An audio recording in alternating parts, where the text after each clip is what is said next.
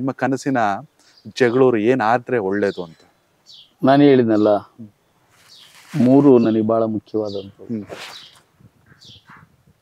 ಅನ್ನ, ಆರೋಗ್ಯ, ಶಿಕ್ಷಣ.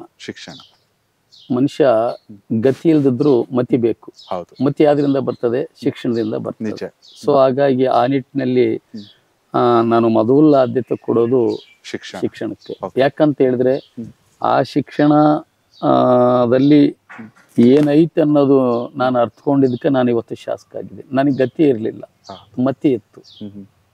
ಆ ಮತಿ ನಾನು ಈ ಮಟ್ಟಕ್ಕೆ ತಂದಿದೆ. ಹಾಗಾಗಿ ಎಲ್ಲರೂ ಮತಿವಂತರಾಗಿ ಅದನ್ನ ಸರಿ ರೀತಿಯಲ್ಲಿ ಸಂಸ್ಕಾರಯುತವಾಗಿ ಬಂದ್ರೆ ನಿಜವಾಗ್ಲೂ ಅದಕ್ಕೆ 12ನೇ ಶತಮಾನದಲ್ಲಿ ಬಸವಣ್ಣವರು ಹೇಳ್ಬಿಟ್ಟಿದ್ದಾರೆ: ಕಳಬೇಡ, ಕೊಲಬೇಡ, ಹುಸಿಯ ನುಡಿಯಲು ಬೇಡ, ಅನ್ಯರಿಗೆ ಅಸಹ್ಯ ಪಡಬೇಡ, ತನ್ನ ಬಣ್ಣಿಸಬೇಡ, ಇದರ ಅಳಿಯಲು ಬೇಡ, ಇದೇ ಅಂತರಂಗ ಶುದ್ಧಿ, ಇದೇ ಬಹಿರಂಗ ಶುದ್ಧಿ, ಇದೇ ನಮ್ಮ ಕೂಡಲ ಸಂಗಮ ದೇವನನ್ನು ಒಲಿಸುವ ಪರಿ ಅಂತ ಹೇಳಿ.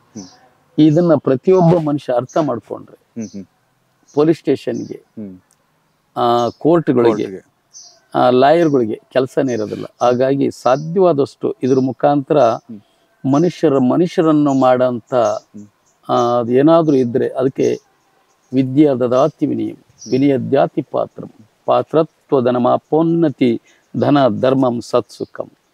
ಈ ಶಿಕ್ಷಣದಿಂದ ಮಾತ್ರ ಸಾಧ್ಯ ಅನ್ನೋಂಥದ್ದು. ಹಾಗಾಗಿ ನನ್ನ ಮೊದಲ ಆದ್ಯತೆ ಶಿಕ್ಷಣ ಕೊಡ್ತೀನಿ. ಹಾಗಾಗಿ ಎಲ್ಲಿ ಸಾಕ್ಷರತೆ ಇರ್ತದೋ ಆ ರಾಜ್ಯ, ಆ ಕ್ಷೇತ್ರ, ಆ ಸಮಾಜ ಖಂಡಿತವಾಗ್ಲೂ ಸಾಮರಸ್ಯದಿಂದ ಕೂಡಿದ ರೀತಿಯಲ್ಲಿ ಅಭಿವೃದ್ಧಿ ಆಗ್ತದೆ. ಅಲ್ಲಿ ನಾನು ಅನ್ನೋ ಅಹಂಕಾರ ಹೊರಡೋಗ್ತದೆ.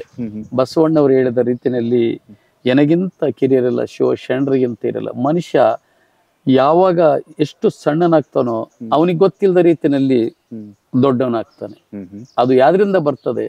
ಶಿಕ್ಷಣದಿಂದ ಬರ್ತದೆ. ಅದಕ್ಕೆ ನಮ್ಮ ನಾಡು ಇದೆಯಲ್ಲ, ದಾಸರು, ಸಂತರು, ಶರಣರು ಈ ನಾಡಿಗೆ ಕೊಟ್ಟಂತ ಒಂದು ಸಂಸ್ಕಾರ ಇದೆಯಲ್ಲ, ಅದೊಬ್ಬ ಪ್ರತಿಯೊಬ್ಬನ ಬೆಳೆಸ್ಕೊಂಡ್ರೆ ಒಬ್ಬ ನರ ಅಂದ್ರೆ ಆ ಮನುಷ್ಯ ಅಂತಕ್ಕಂಥದ್ದು, ನರಮಾನವ ಅಂತಕ್ಕಂಥದ್ದು ಮುಂದೆ ನರ ಅನ್ನೋ ಹರ ಆಗ್ತಾನೆ ಅನ್ನೋಂಥದ್ದು ನಮ್ಮ ಪೂರ್ವಜರು ಹೇಳಿದ್ದನ್ನು ಕೇಳಿದ್ವಿ.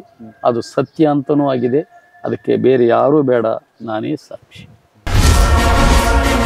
ಕನೆಕ್ಟ್ ಕರ್ನಾಟಕ, ಇದು ನಿಮ್ಮ ನೆಟ್ವರ್ಕ್.